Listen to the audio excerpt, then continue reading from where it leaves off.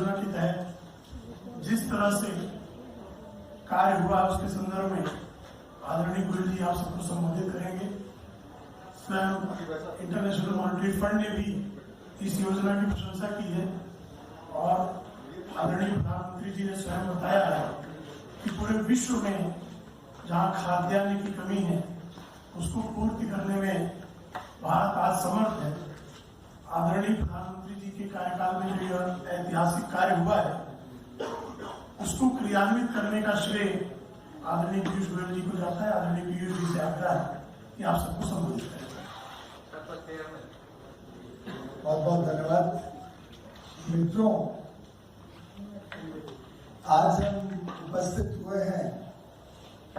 सामाजिक न्याय पखवाड़ा के तहत थोड़ी विस्तार से चर्चा करने के लिए किस प्रकार से भारत ने एक पूरे विश्व को एक नई सोच का परिचय दिया। प्रधानमंत्री नरेंद्र मोदी जी ने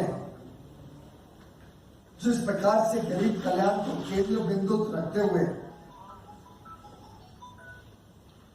समय समय पर प्रधानमंत्री गरीब कल्याण अन्न योजना का विस्तार किया, दर्शाया देशवासियों को और पूरे विश्व को उनके संवेदनशील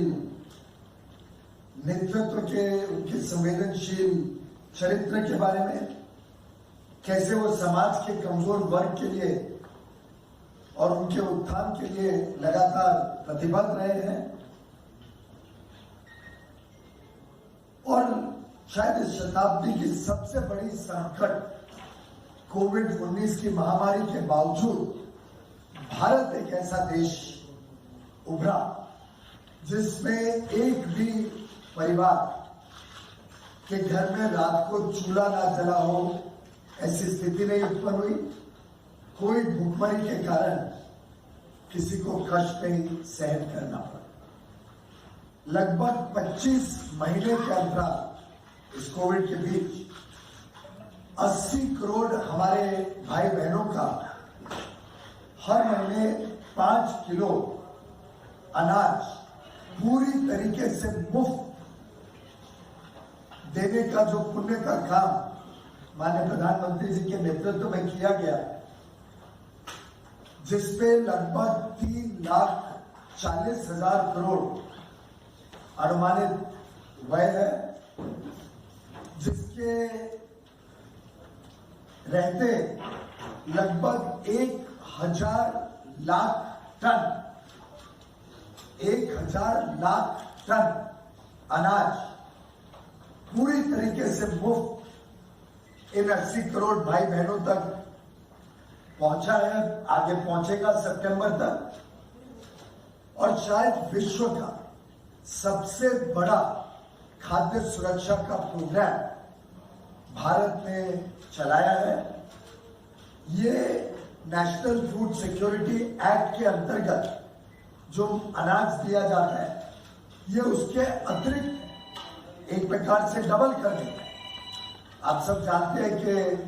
एनएफएसए के तहत हमने आज देश भर में बड़े विस्तार से 80 करोड़ लोगों को लगभग कवर किया है। जो अंत्योदय अन्न योजना के पुराने परिवार थे उनको 35 किलो हर परिवार को और बाकी लोगों को 5 किलो हर व्यक्ति के पीछे अनाज दिया जाता है, वितरण किया जाता है हर महीने। और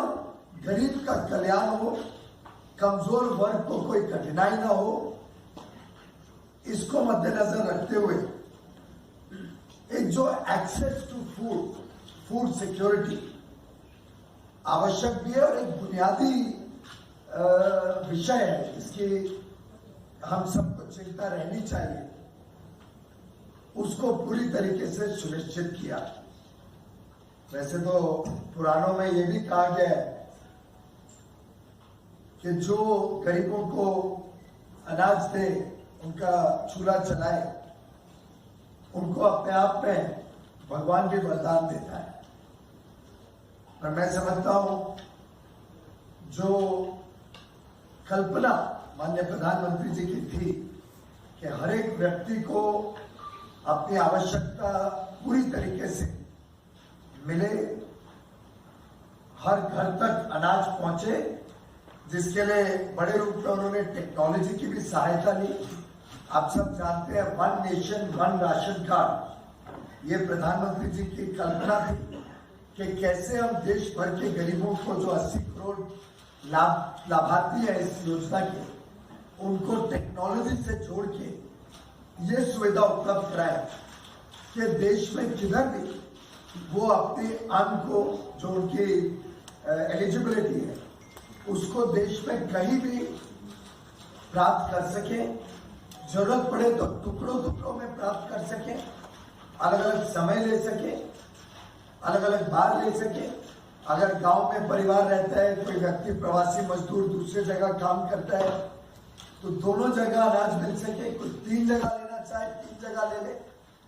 और आपको जान के खुशी होगी कि लगभग 65 करोड़ ऐसे पोर्टेबिलिटी ट्रांजैक्शन से लोगों ने अपने घर के अलावा दूसरी जगह पे अपने अन्न को आइदर इन फुल और इन पार्ट लिया है, उसका लाभ उठाया है। उल्टे कोविड महामारी के दौरान कई लोगों को लगता था कि भारत में तो बहुत ही तकलीफ आई, भारत कैसे अपने लोगों को संभाले। जब लॉकडाउन था तब तो विशेषकर बड़ी चिंता रहती थी, और मैं समझता हूं प्रधानमंत्री जी ने अपने गरीब देशवासियों का, खासतौर पे प्रवासी मजदूरों का एक चट्टान की तरह साथ दिया, सुनिश्चित किया कि हर एक तक महामारी के बावजूद हर व्यक्ति तक अनाज पहुंचे। और अब जब महामारी कम होते जा रही, अब प्रभाव बहुत कम हो गया है कोविड का, उसके बावजूद उन्होंने जो 6 महीने बढ़ाए सितंबर तक, ये वास्तव में उनकी संवेदनशीलता का भी एक प्रतीक है कि उन्हें लगा थोड़ा और समय ये सहायता मिल जाए तो हमारे भाई बहनों को एक प्रकार से ईज ऑफ लिविंग हो जाएगा, उनको सहूलियत मिल जाएगी जब वो अपना जीवन फिर एक बार पटरी पर ला रहे। मैं आपको ये भी बताना चाहूंगा कि इस काम का न सिर्फ भारत में लोगों ने संतुष्टि व्यक्त की है, और अगर उसका प्रमाण देखें तो हाल में हुए कई सारे चुनाव में लगभग आप सभी की सामान्य देश भर में जो लोगों की अपेक्षा थी